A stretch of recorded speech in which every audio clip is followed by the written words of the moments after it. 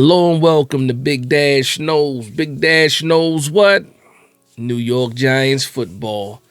Let's go, Dash. Why is the room so red, Dash?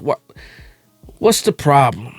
The room is red to match my feelings at the time. I'm red with anger. I'm a little red with anger, man. Like, listen to me. Saw a couple of mock drafts today that intrigued me. The first mock draft came from PFF's own Trevor Sycamore. And I'm looking at the mock draft. I'm like, okay, all right. New York Giants take Travis Hunter. Okay, we passed on the quarterback this time.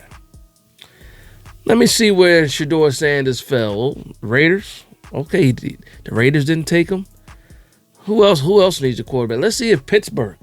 Oh, Pittsburgh didn't take him. They did a mock draft, and Shedeur Sanders wasn't even in the first round of the mock draft. I'm going to reach out to Trevor Sycamore, and I'm going to ask him this. Does he really believe that Shedeur Sanders is not going in the first round? You could tell me, okay, Shedeur Sanders not going in the first 3 picks. So you could tell me that, but you mean to tell me Shedeur Sanders is not going in the entire first round? Are you kidding me? Are you kidding me? And then I see a post from, what's her name? I can't remember her name right now. She used to work for ESPN, Josina Anderson. Then I see a post from Josina Anderson saying that she spoke to an NFL rep that's picking within the top 7. And they said that Shedeur Sanders came off brash, arrogant. Brash and arrogant, and it was a turnoff. But then she also said that she put the post out there because there is a division in that building, and those guys know who they are. You got certain people that love Shedeur Sanders for this particular team, and then you're hearing this from an exec, from a guy picking within the top 7 of the NFL draft.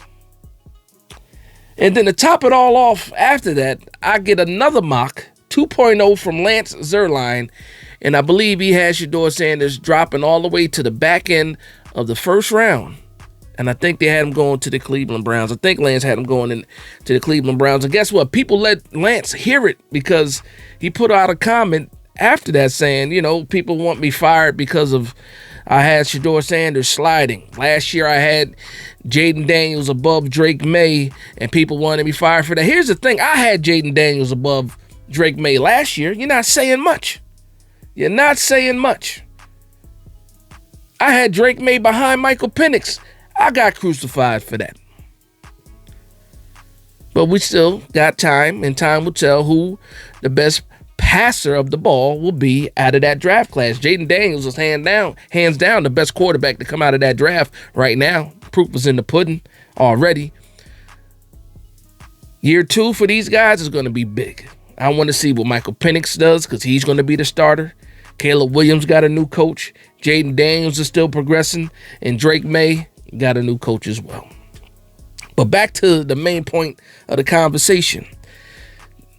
Brash and arrogant. Now, when I watched a lot of those pressers from the quarterbacks, I noticed that whether it's Giants content creators, Giants fans commenting on what they did not like about Shedeur Sanders. They said kind of the same things. He's cocky, he's arrogant.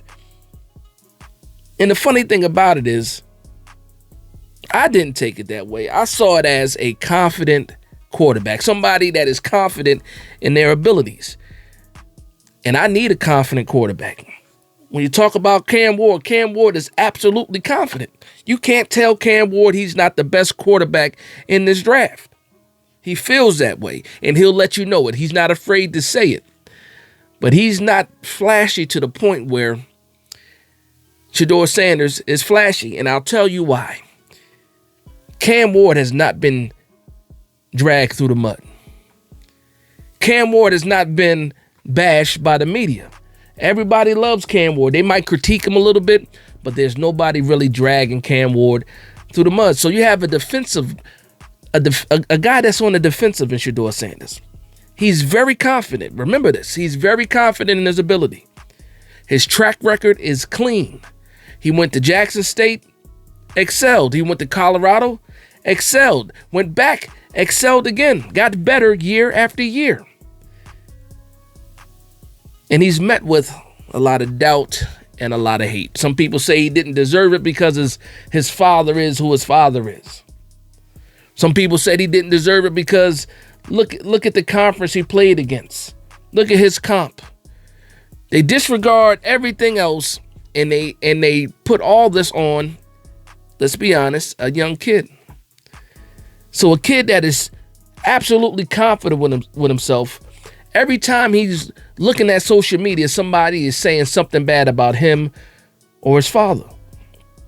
And what do you expect him? How do you expect him to act? You want him to be modest in the face of what? Of what? Hate? You just want him to be quiet. Quiet for what? He's good enough to talk. Why can't he talk? He can play. He can back it up. He puts in the hard work. Yes, he was born rich, but that didn't mean he didn't work for it. Before his father took that Jackson State job, he had Division I scholarship offers. He could have went to another college and played for somebody else, but no. Guess what? Deion Sanders said, I got a vision. I need you. And his son did what? Followed him, just like Shiloh did, because I believe Shiloh was at South Carolina before he transferred to go to Jackson State with his pops and Shedeur, and it is what it is. So they made, and I'm going to say this, they made the HBCU more popular. That's non-negotiable. That's not debatable.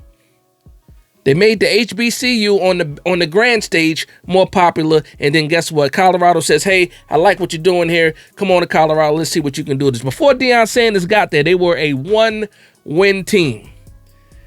They got there, they got 4 wins. Then a year later, they got 9 wins and were bowl eligible. And it wasn't just Deion Sanders. Yes, kids want to come play for Deion Sanders, but they're playing with Shedeur Sanders. Deion ain't out there throwing passes to Travis Hunter. Deion ain't throwing passes to Wester or Shepard or Weaver the year before that. Deion is coaching. He ain't coaching the offense, though. Deion Sanders is great for what he does. He's motivational. He's strict. But he's also very, very loving as a coach, especially when it comes to these kids. Discipline, teaching these kids discipline. And guess what? It did not change for his son, Shedeur Sanders. And it kills me that people paint this picture of Shedeur Sanders. There's not a problem that you can point to off the field. So what do people do? They talk about his hat being backwards. Some people talking about the way that he talks with his southern drawl. Sounds just like his father in my opinion. They talk about the level of competence. When you say, oh, he threw for 4,000 yards and 39 touchdowns, people say, well, guess who he played against? They dismiss it. And the funny thing is, you don't even know why you hate Shedeur Sanders. Matter of fact, you don't even know why you hate his father. And some people do. But to me, the room is red because there's a lot of disrespect happening. It's not cool. I don't think it's warranted. A lot of people are doing it just because they don't know how to deal with someone being that confident, despite how you try to knock them down. Just imagine you're trying your best to put a frown on somebody's face and they keep smiling. Just think about how sick in the head you got to be to keep on trying to kick the kid while he's down. And guess what? He never fell down, though, because he kept smiling. And even when you keep pushing against him, he gets more and more confident. And guess what you're building? The people don't even realize what they're doing.